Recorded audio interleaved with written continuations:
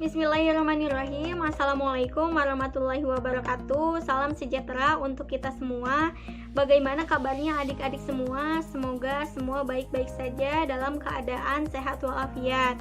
Jangan lupa selalu menjaga kebersihan, menjaga kesehatan, menjaga lingkungan, dan juga melindungi orang-orang yang ada di sekitar kita. Tidak lupa juga untuk mengikuti protokol kesehatan dengan mengenakan masker, menggunakan hand sanitizer sesuai dengan kebutuhan, dan juga menjaga jarak.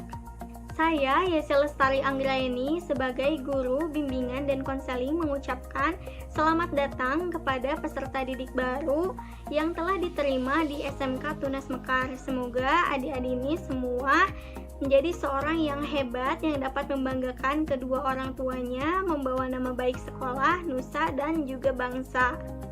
Nah, meskipun suasana kali ini berbeda karena situasi dan kondisi masih dalam masa pandemi ini, saya harap adik-adik di sini tidak menurunkan semangat dan juga motivasi belajar untuk menuntut ilmu, karena pengetahuan ini menjadi tolak ukur untuk kemajuan bangsa, dan dari adik-adik semua inilah lahir generasi penerus ataupun iron stock untuk kemajuan bangsa ini. Pada kesempatan masa pengenalan lingkungan sekolah ini, tema yang akan diusung yaitu mengenai penguatan pendidikan karakter, remaja berkarakter religius, sehat, cerdas, dan produktif. Nah, di mana dari diadakannya kegiatan ini, peserta didik ini mampu memahami dan juga mengaplikasikan karakter ataupun nilai-nilai yang bersifat positif di dalam kehidupan sehari-hari. Untuk itu, mari kita simak materinya. Penguatan pendidikan karakter, remaja berkarakter religius, sehat, cerdas, dan produktif. Sebelum kita memulai materinya, kita perlu tahu apa itu penguatan pendidikan karakter.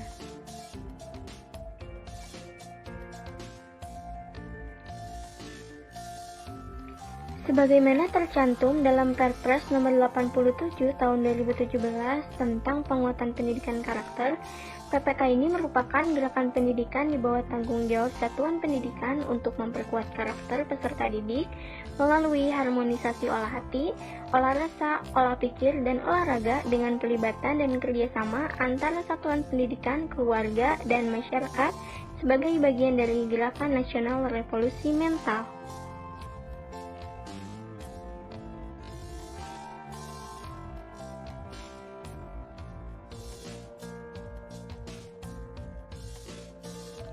PPK merupakan upaya untuk menumbuhkan dan membekali generasi penerus agar memiliki bekal karakter baik, keterampilan literasi yang tinggi, dan memiliki kompetensi unggul abad 21, yaitu mampu berpikir kritis dan analitis, kreatif, komunikatif, dan kolaboratif.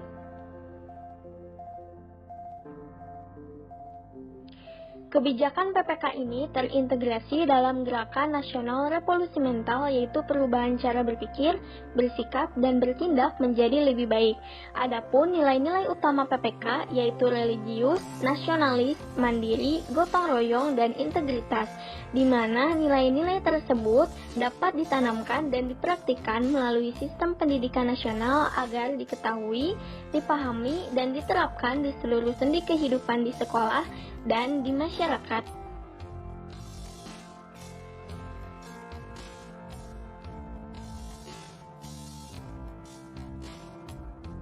Kualitas karakter merupakan salah satu aspek untuk membangun generasi emas pada tahun 2045, disertai kemampuan dalam aspek literasi dasar dan kompetensi abad 21. Di mana para peserta didik dibekali suatu keterampilan yang dibutuhkan untuk mempersiapkan masa depan yang lebih baik.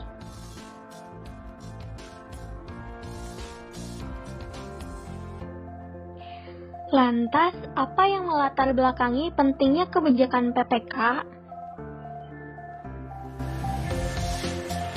Penguatan pendidikan karakter lahir karena adanya krisis moralitas yang terjadi di kalangan remaja seperti pergaulan bebas, kekerasan anak-anak dan remaja, kejahatan terhadap teman, pencurian,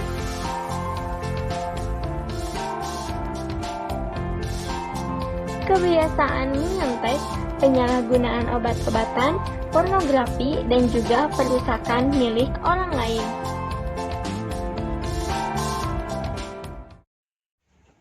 Nah, ketika adik-adik sudah paham mengenai apa itu penguatan pendidikan karakter dan juga apa yang melatar belakanginya, sekarang kita mulai untuk materi selanjutnya, yaitu mengenai bagaimana menjadi remaja yang berkarakter religius, sehat, cerdas, dan produktif itu. Baik, kita mulai dari remaja. Remaja, siapakah itu? Adik-adik bisa lihat di sini gambarnya. Ini ada seorang bayi, balita, anak-anak, remaja, dan juga dewasa. Nah, remaja ini yang dilingkari ini berada pada posisi di antara anak-anak dan dewasa, gitu ya. Nah, menurut BKKBN juga batasan usia remaja ini adalah 10 sampai 19 tahun dan belum menikah. Jadi kalau adik-adik di sini masih usianya sekitar 10 sampai 19 tahun, ini dapat dikatakan remaja tapi belum menikah. Nah, kalau misalkan adik-adik di sini usianya antara 10 sampai 19 tahun dan sudah menikah, ini sudah tidak dapat lagi dikatakan remaja, begitu ya. Lanjut. Nah, tahun 2050 jumlah remaja kita berapa ya? Nah, di sini menurut BPS adanya kenaikan dari tahun ke tahunnya, dimulai dari tahun 2010 sampai dengan tahun 2050 ini mengalami angka kenaikan nih setiap tahunnya. Lalu tahun 2050 ini remaja ini kira-kira sudah ada berapa ya jumlahnya? Jumlah remaja di Indonesia menurut sensus penduduk pada tahun 2010 itu berjumlah 43 juta jiwa. Nah, sedangkan pada tahun 2000 saja itu sudah mencapai angka 42 juta jiwa hingga diperoleh nilai pertumbuhan itu sebesar 0,6%. Jadi diproyeksikan jumlah remaja ini akan terus meningkat dengan pertumbuhan tetap ataupun jumlahnya akan terus mengalami peningkatan pada tahun 2025 pada angka lebih dari 47 juta jiwa. Bayangkan adik-adik, dari setiap tahun, dari tahun ke tahun ini jumlah remajanya akan semakin meningkat. Karena remaja ini adalah masa emas, masa yang paling banyak di antara anak-anak dan juga dewasa, gitu ya. Nah, sekarang kalau remajanya bertambah, so what? Terus apa? Potensi adik-adik. Potensinya yaitu sumber daya manusia bertambah. Tentu dengan bertambahnya angka remaja di Indonesia ini, potensi sumber daya ini juga akan bertambah. Karena dilihat dari potensi setiap orang yang berbeda-beda, yang beragam gitu ya, menjadi aset penggerak pembangunan bangsa Indonesia. Tetapi di sini juga terdapat syaratnya, remajanya harus yang berkualitas, remajanya harus mempunyai potensi yang betul-betul dapat dimanfaatkan bagi dirinya. Adapun konsekuensinya, remaja ini harus menjadi remaja yang sehat. Remaja yang sehat ini sehat secara fisik ya, yang bisa menjaga dirinya sendiri, yang tidak merokok, tidak melakukan seks bebas gitu ya, terus juga tidak terjun ke dalam narkoba. Terus yang kedua yaitu remajanya ini harus remaja yang terdidik, artinya remaja yang berpendidikan, mempunyai keterampilan. Itu karena pendidikan dan keterampilan yang diperoleh ini menjadi modal untuk dapat produktif. Yang ketiga, remaja ini harus menjadi remaja yang berkarakter. Berkarakter di sini yaitu harus mempunyai watak yang budi pekerti, mampu bekerja sama gitu ya. Adik-adik semuanya, bisa kita lihat ya, di sini ada beberapa golongan. Yang pertama ini golongan yang suka nongkrong dan tawuran. Lalu kedua ini orang yang mengikuti mode fashion masa kini. Terus yang ketiga ini ada gaya gaul, senang musik. Yang keempat pacaran dan galau cinta. Atau yang kelima masa senang belajar. Nah, dari kelima golongan ini kira-kira adik-adik ini termasuk golongan yang mana nih? Kalau adik-adik termasuk ke dalam golongan yang pertama, yang sukanya nongkrong, sukanya tawuran. Karena remaja ini merupakan masa yang rentan. Remaja ini adalah masa dimana mencari jati diri, mencari banyak-banyak pengalaman untuk pembentukan sikap gitu ya. Sehingga menimbulkan keinginan untuk mencoba berbagai aktivitas gitu. Namun perilaku itu sangat bergantung kepada keluarga, teman, lingkungan pendidikan, dan tempat tinggal. Jadi karakter yang disandang oleh remaja ini bisa melalui faktor dari keluarga yang sangat dekat dengan remaja, terus juga dari lingkungan sekolah, dari lingkungan masyarakat, dari lingkungan tempat tinggal. Itu banyak sekali faktornya, ataupun dari teman dekatnya sendiri. Kalau yang kedua, ngikutin mode fashion masa kini. Sekarang lagi musim-musimnya Korea nih adik-adik. Nah pasti dari gaya fashionnya gitu ya,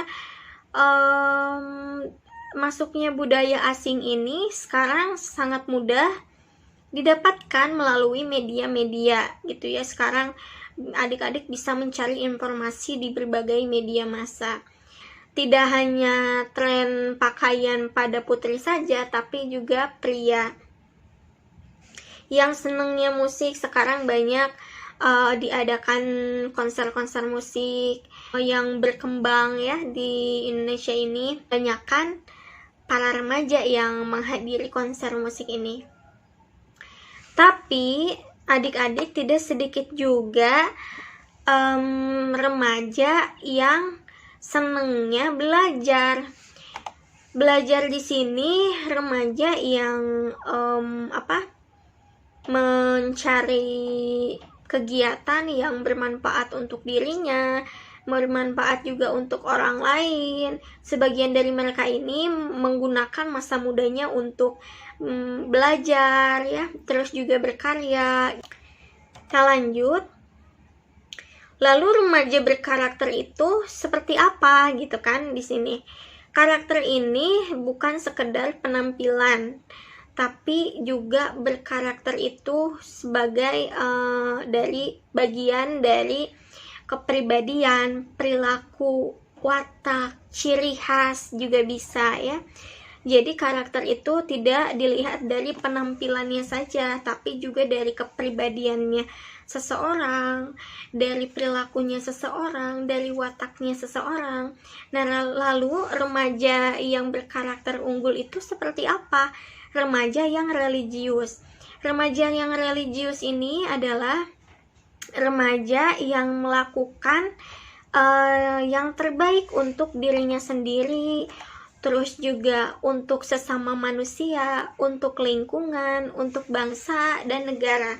Nah, di sini adik-adik melakukan yang terbaik terhadap dirinya sendiri, artinya dengan penuh tanggung jawab, berusaha mengembangkan dirinya dengan belajar, mencari pengetahuan agar dirinya menjadi sehat, cerdas, dan juga produktif. Itu. Terus di sini ada melakukan yang terbaik untuk sesama manusia. saling tolong menolong ya, bekerja sama, terus juga interaksi, toleransi, empati, simpati gitu ya, itu sesama manusia. Lingkungan ini dengan tidak membuang sampah sembarangan, menjaga lingkungan gitu ya. Yang kedua ini adalah mengoptimalkan kemampuan dan pengetahuan dirinya disertai kesadaran dan juga motivasi. Itu jelas ya adik-adik. Bagaimana menjadi seorang remaja yang religius gitu ya. Ini kita akan memulai memasuki materi intinya. Apa itu religius? Religius ini adalah sifat seseorang di mana sikap dan tindakannya didasarkan pada kepercayaan terhadap Tuhan. Gitu ya. Apapun tindakan kita, apapun yang kita perbuat, ini berdasarkan pada kepercayaan terhadap Tuhan. Kalau di agama Islam ini ada istilahnya habluminallah, habluminannas, habluminal alam ya, dimana manusia ini dapat berhubungan baik dengan Tuhannya, berhubungan baik dengan sesama manusianya, berhubungan baik dengan lingkungan di sekitarnya gitu ya, menjaga lingkungan. Bagaimana cirinya remaja yang religius? Yang pertama, tentu punya agama. Punya agama juga tidak berhenti dalam mempunyai agama saja, tetapi juga menjalankan perintahnya dan juga menjauhi larangannya. Bisa adik-adik lihat di sini ada 5 agama. Agama di sini, agama ini merupakan jalan hidup ataupun way of life. Jalan yang konkret, karena agama ini mengajarkan suatu kebaikan. Agama ini mengajarkan aturan-aturan kehidupan manusia untuk dijadikan pedoman hidup gitu ya. Agama ini mengajarkan kepercayaan ataupun keimanan dari adanya Tuhan. Agama ini adik-adik sangat penting karena sebagai sumber moral, petunjuk kebenaran, memberikan bimbingan rohani gitu ya, di saat suka maupun duka. Lalu bagaimana kita mempercayai adanya Tuhan dengan beribadah? Ibadah ini bukti dari pengabdian kita. Yang kedua yaitu hati-hati dalam berkata dan bersikap. Orang yang berpegang teguh pada agama, orang yang memiliki agama, orang yang percaya akan adanya Tuhan, mereka akan berhati-hati dalam bersikap, berhati-hati dalam berkata. Takut-takut apa yang kita sampaikan, apa yang kita katakan, ini akan menyakiti hati orang lain. Adapun sikap kita terhadap orang lain gitu ya. Nah, adik-adik di sini perlu tahu nih, ketika kita ingin melakukan sesuatu kepada orang lain, kita harus berpikir apakah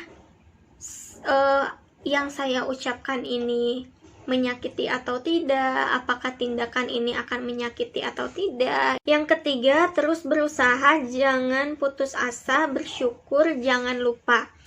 Nah, orang yang memiliki agama ataupun orang yang religius ini adalah yang terus berusaha, tidak pantang menyerah, tidak pantang mundur gitu ya.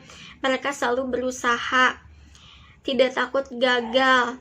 Tetapi jangan lupa juga, apapun yang kita lakukan ini, meskipun kecil, meskipun besar, sedikit, ataupun banyak, harus ada yang disyukuri. Berusaha ini merupakan bentuk upaya yang dilakukan oleh seseorang untuk meraih cita-cita. Adapun kewajiban kita sebagai manusia ini adalah berusaha, untuk untuk sabar, untuk berdoa. Hasilnya yang akan didapat ini kita serahkan semuanya kepada yang di atas.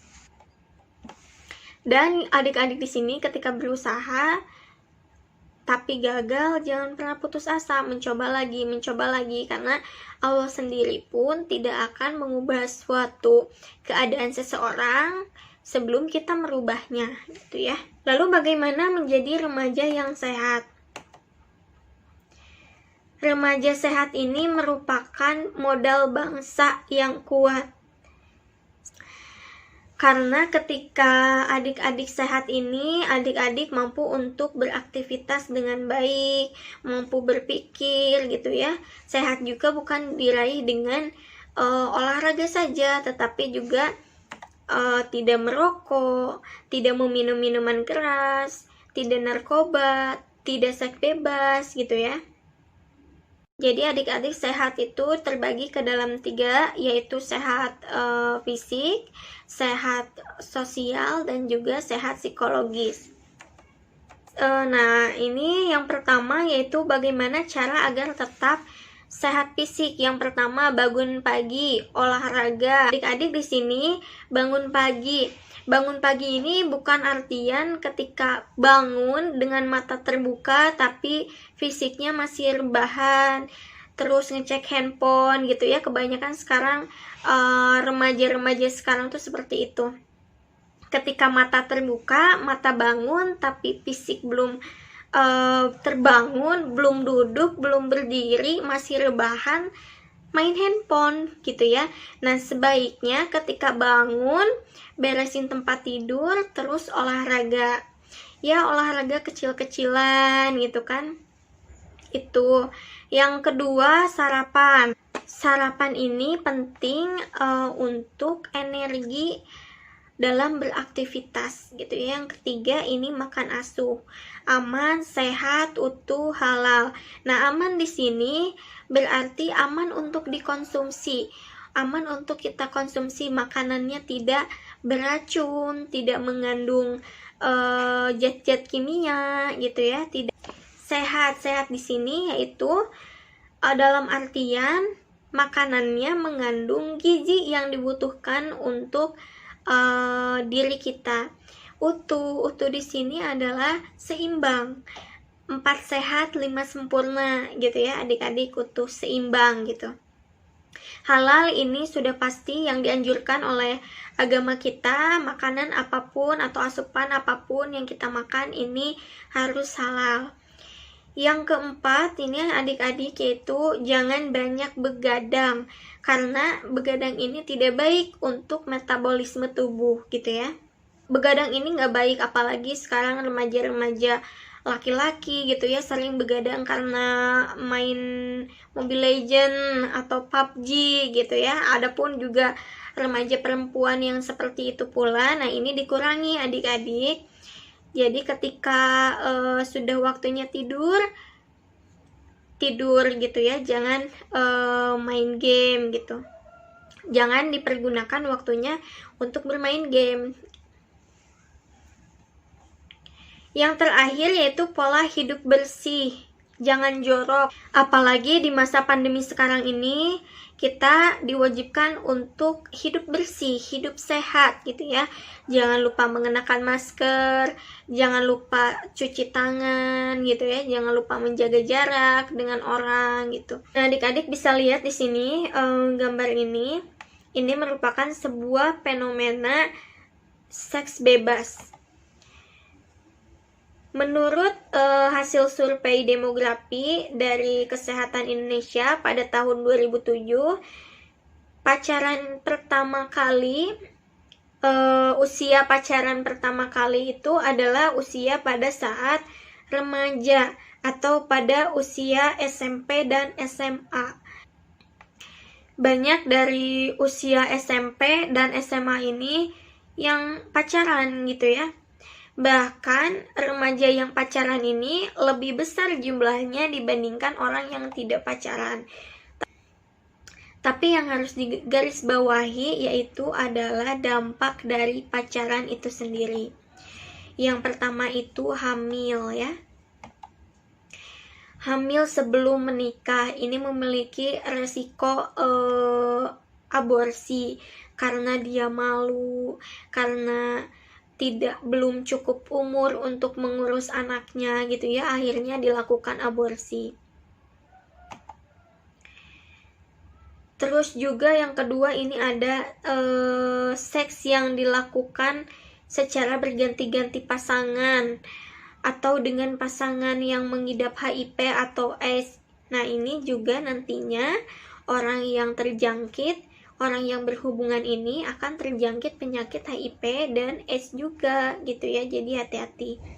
Yang ketiga yaitu seks yang dilakukan ini tidak sehat, seks yang dilakukan tidak sehat dengan pasangan yang mengidap penyakit menular seksual. Ketika adik-adik tahu nih seks bebas ini dampaknya ternyata besar, dampaknya ternyata menimbulkan hal yang negatif, ibu harap adik-adik ini bisa menjaga diri sebelum terjadi ya. Yang kedua ada sehat sosial. Perlu adik-adik tahu kita ini adalah makhluk sosial, makhluk yang tidak dapat hidup sendiri. Bahkan di saat kita lahir di dunia ini pun kita perlu membutuhkan orang lain, perlu membutuhkan orang tua kita ya untuk mengurus kita, terus juga mengajarkan kita berbicara dan lain sebagainya. Nah, sehat sosial ini adalah dimana remaja ini bisa menjalin interaksi dengan orang lain, bersosialisasi dengan orang lain, menjalin komunikasi gitu ya, memiliki kepekaan dan kepedulian terhadap sesama gitu ya, mengutamakan kerjasama dan juga kebersamaan, karena bersama itu indah adik-adik. Yang berat jadi ringan, yang sulit jadi gampang gitu ya. Bukan seorang yang menyendiri, senangnya menyendiri, egois gitu ya, itu berarti tidak sehat ya secara sosial.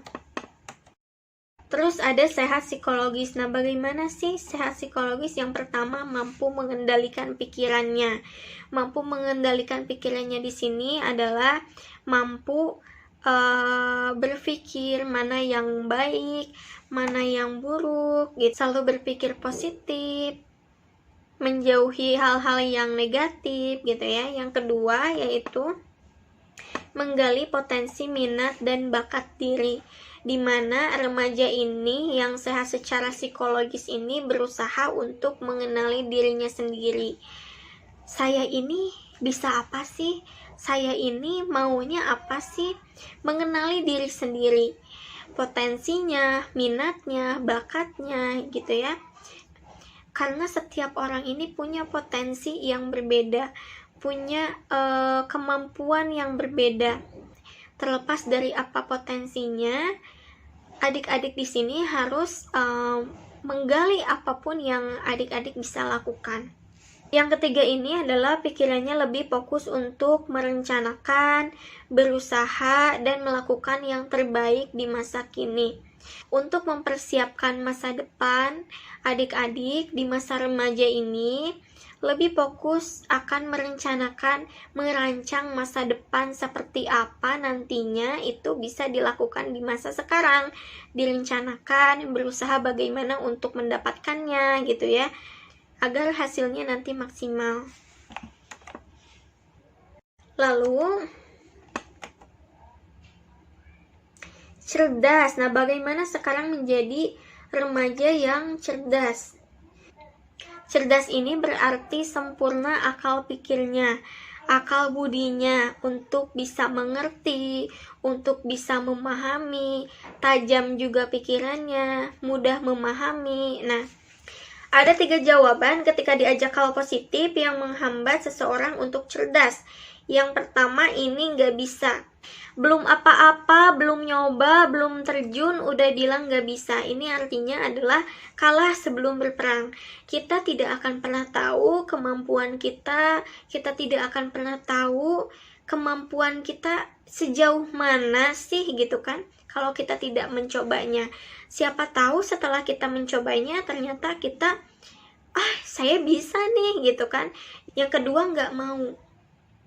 Ini ketika diajakin ke hal yang positif udah bilang nggak mau, nggak ada kemauan untuk maju gitu ya. Bagaimana remaja ini mau menjadi seorang yang cerdas kalau jawabannya selalu nggak mau.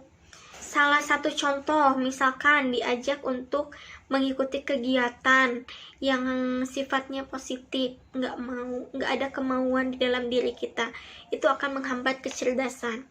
Yang ketiga, males gitu. Nah ini yang lebih bahaya lagi adik-adik, ketika kita mengerjakan sesuatu dilindungi masa malas. Malas ini merupakan penghambat kecerdasan seseorang, karena dengan malas ini seseorang tidak melakukan hal yang positif untuk meningkatkan wawasan, untuk meningkatkan pengetahuannya, untuk meningkatkan keterampilannya gitu ya. Misalnya nih, ketika adik-adik malas mengerjakan PR, kita harus bisa mendorong diri kita untuk mengerjakan PR-nya gitu. Jadi kalau pikirannya sedang malas, sedang tidak ingin, tapi dorong dengan diri kita mengerjakan, bergerak gitu ya.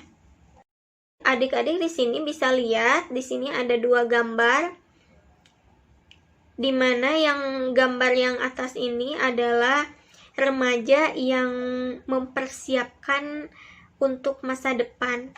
Jadi remaja ini menyiapkan masa depannya dengan menambah wawasan, dengan menimba ilmu gitu ya. Akhirnya dia mendapatkan pekerjaan yang diinginkan, mendapatkan pekerjaan yang baik hingga masa tuanya menjadi masa tua yang bahagia. Nah, yang kedua ini adalah remaja yang hobinya rebahan.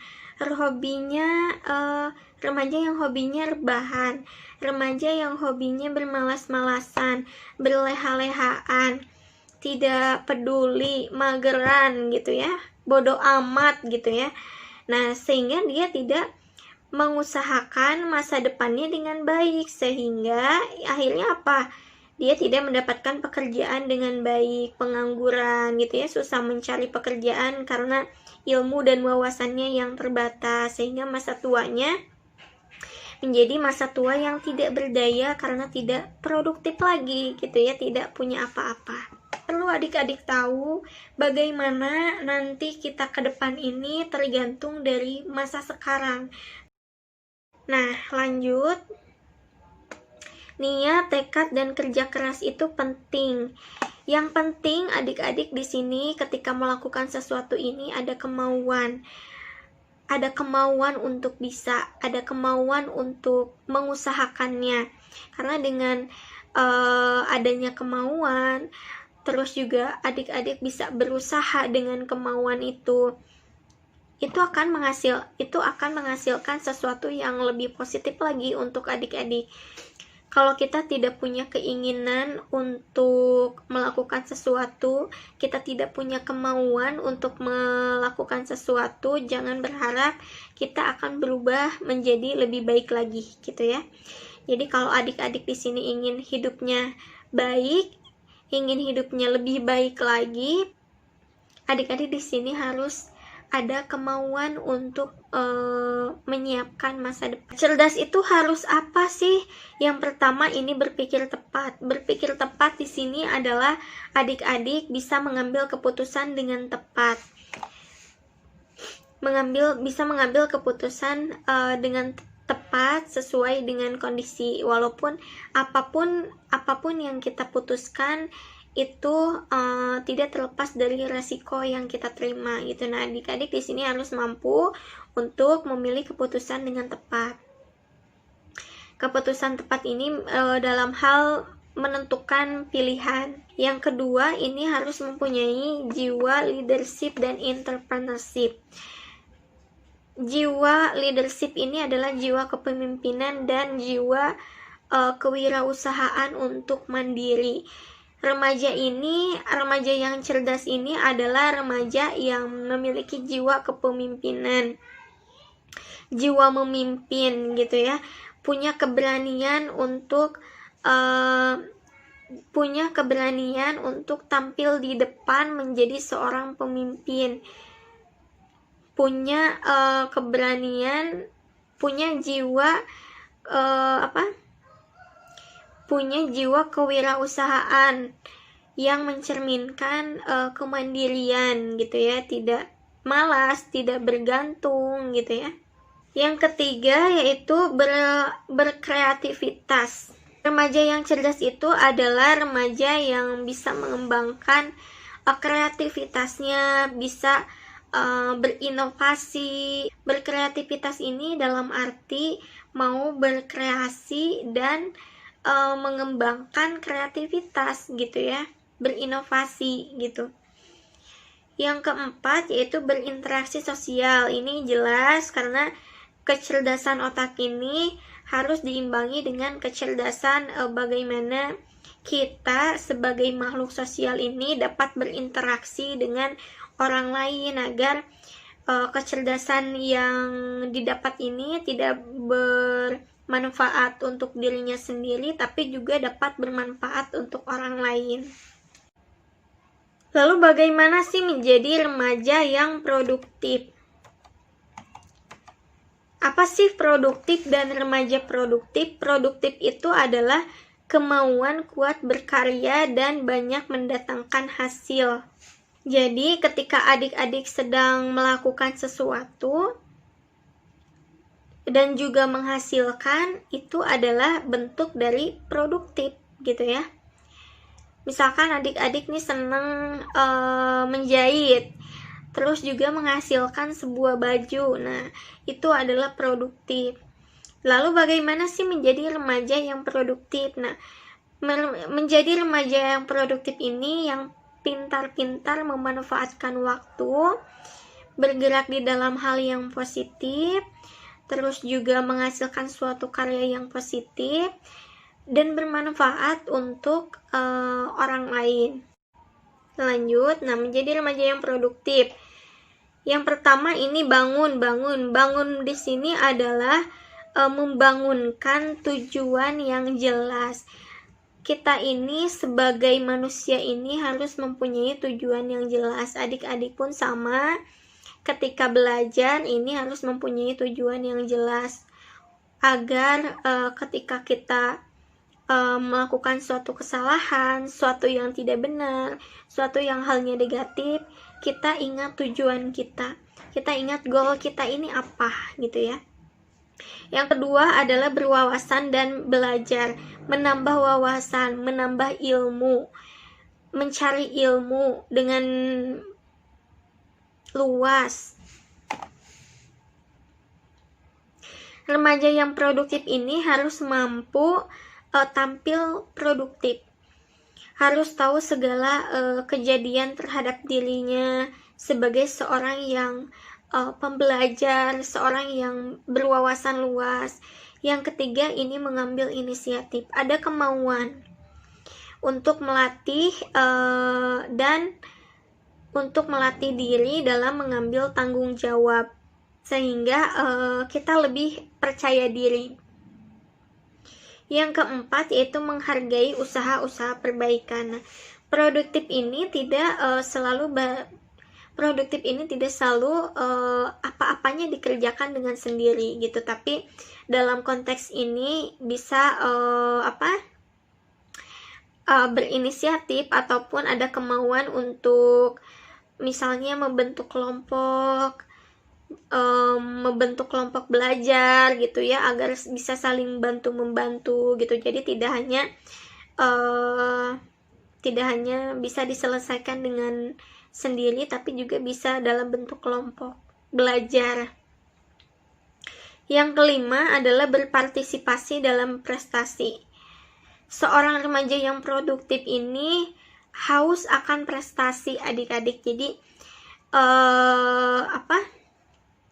ia akan selalu berusaha semaksimal mungkin untuk meraih suatu prestasi. Berkarya selagi muda, gali ilmu sebanyak mungkin. Ilmu ini bisa didapat di mana saja, kapanpun, dan dalam kondisi apapun. Karena sekarang informasi ini, apapun yang adik-adik ingin cari tahu gitu, sekarang mudah sekali terakses dalam sosial media, baik itu dari Google, bantuan Google gitu ya, bantuan YouTube, dan sosial media lainnya. Sehingga belajar ini tidak hanya di dalam ranah lingkungan sekolah saja, tapi di luar sekolah pun. Yang kedua ini adalah berani mencoba berkarya dan bekerja.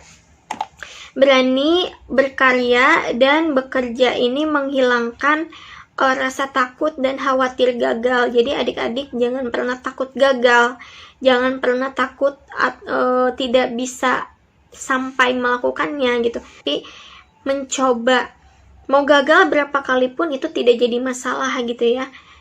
Karena apa yang kita tanam itu yang kita tuai gitu. Yang kedua ini berani mencoba berkarya dan bekerja. Di sini adik-adik tidak perlu khawatir, tidak takut gagal gitu ya. Tetapi harus berani mencoba sesuatu yang baru, sesuatu yang adik-adik mungkin belum pernah temui gitu. Yang tiga ini cari kesempatan dan gunakan peluang. Ketika ada kesempatan datang, adik-adik jangan mencoba untuk menghindarinya, tapi coba untuk terjun menggunakan peluang.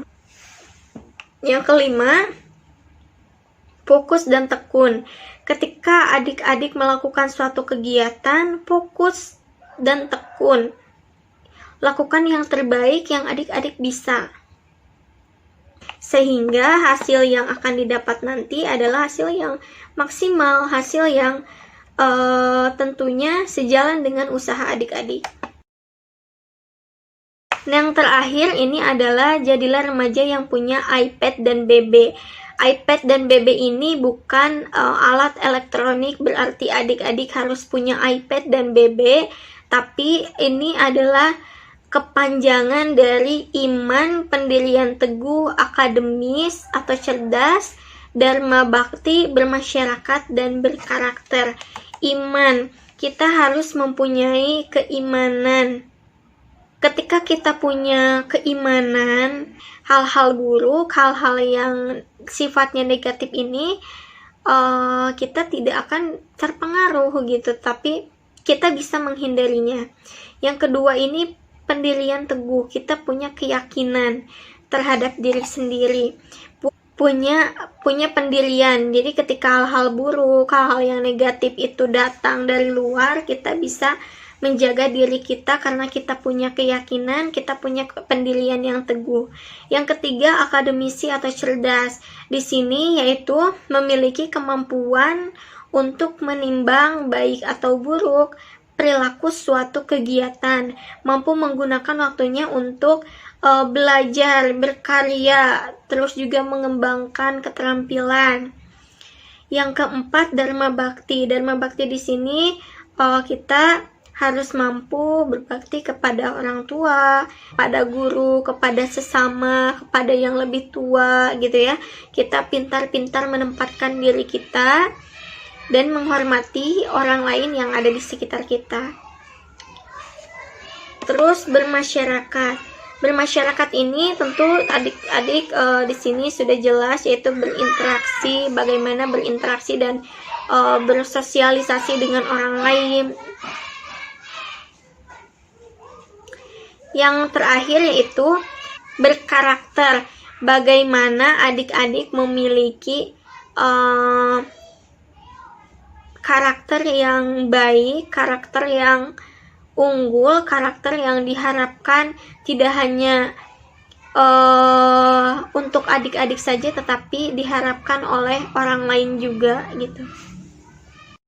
Nah, mungkin itu adik-adik yang dapat Ibu sampaikan kepada adik-adik. Semoga ilmu dan materinya ini dapat tersampaikan dengan baik dan adik-adik mengerti serta mengaplikasikannya di dalam kehidupan sehari-hari. Kita tutup materi ini dengan menyanyikan lagu Mars penguatan pendidikan karakter ini bersama-sama. Assalamualaikum warahmatullahi wabarakatuh adik-adik, sampai jumpa.